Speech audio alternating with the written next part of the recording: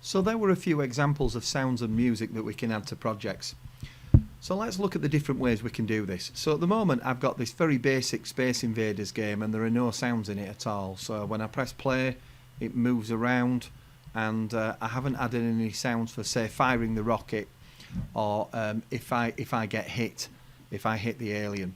So the easiest way in Scratch is if I'm on the character that I want to make the noise. So if I want to make a noise when I fire the rocket, then I'm going to go to Sounds up here and use the built-in sounds in Scratch. I can come down here and then I can click on this magnifying glass and it will bring me up the menu of all the sounds in Scratch. So if I just hover over the pink play symbol, it actually plays it. It plays the sound. I don't need to click it. If I click it, it will add it to the project. And up here you can see that you can filter by different labels. So I'm going to go to Effects here and maybe choose a sound. Now the sounds that I want, if it's going to happen a lot in a game, I want it to be really short, because if it keeps playing then it's going to interfere with the game. I want it to be quite short. So I'm going to use this big boing sound.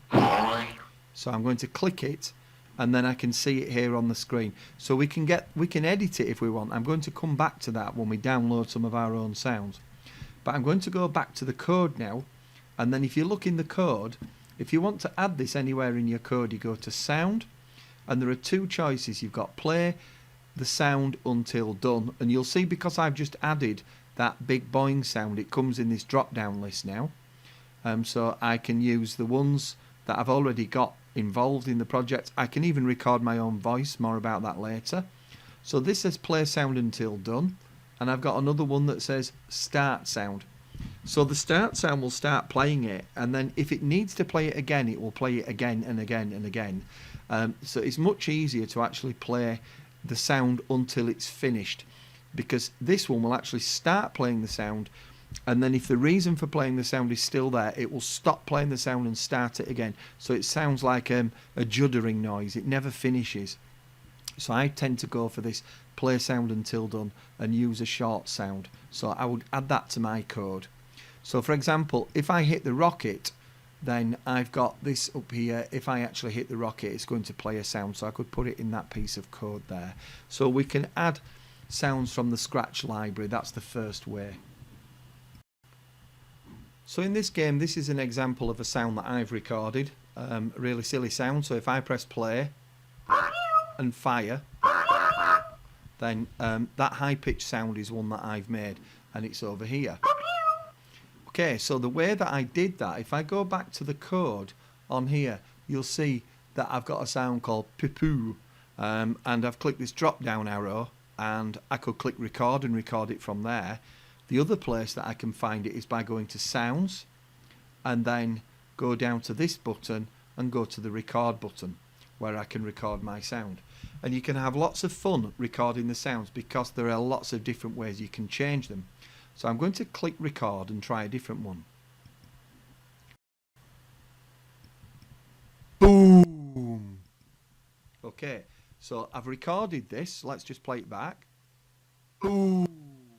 But I've got a big gap at the start, at the end. I've also, my microphone deadened the sound a little bit, but what I can do is I can get rid of all this dead sound at the start and then at the end, so we're not waiting for the sound to finish. So let's play that.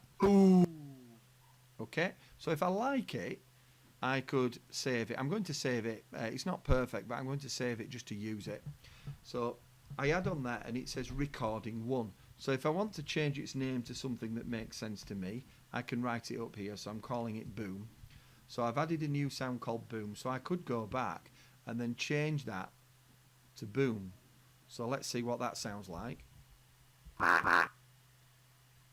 Boom. Okay, so I don't know if you heard that because the other sound was making a noise at the same time. But you can have lots of fun by recording those sounds.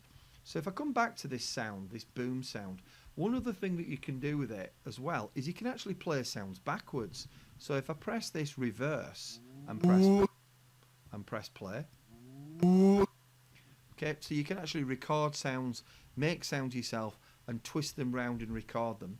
On this screen, what you can do as well is you can just click and drag on there, and then if there's part of it that you want to get rid of, then you can delete.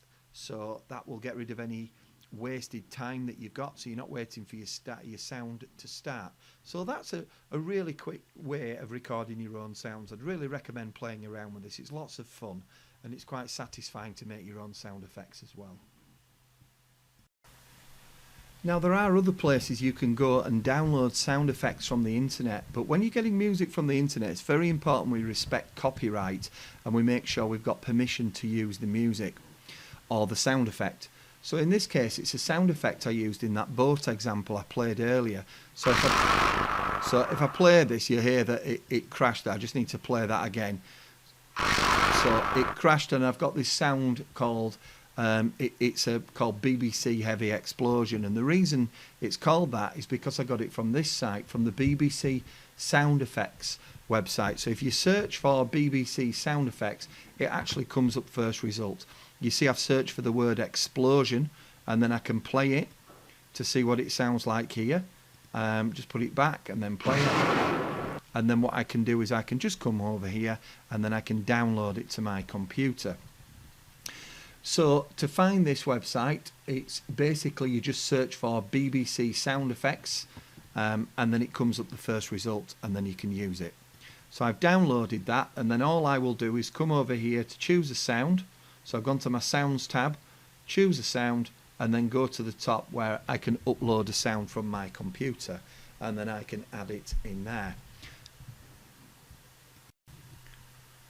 The last thing that I'd like to look at is playing music in the background all the way through your game. So there's some great things built into Scratch to help you do this. So if I just go to sounds, now normally I'd be doing this on the backdrop. I'm actually doing this on the boat in this example, but I'd normally just do this with the backdrop. I'm going to go to sounds and go to the Scratch library again, but this time if you go to loops, this will give you a piece of music that just plays round and round and round in the background. So a loop means when it finishes, it'll go back to you can make it go back to the start and play it, and it will sound okay. So if I just hover over these just like before, they play. And I've got an example, I've used this classical one here, and what I've done, if you look at the code, is I've just put it in a forever loop, so it's going to play again and again and again in the background. So if I press the green flag here, okay, so you get the idea. Now what you don't want to have is a situation where your music's interfering with your game. So under the sounds, you might want to turn the volume down a little bit, so you can say set volume to say 50%, so it will play a little bit quieter in the background. So those are some of the ways that you can add music into your games.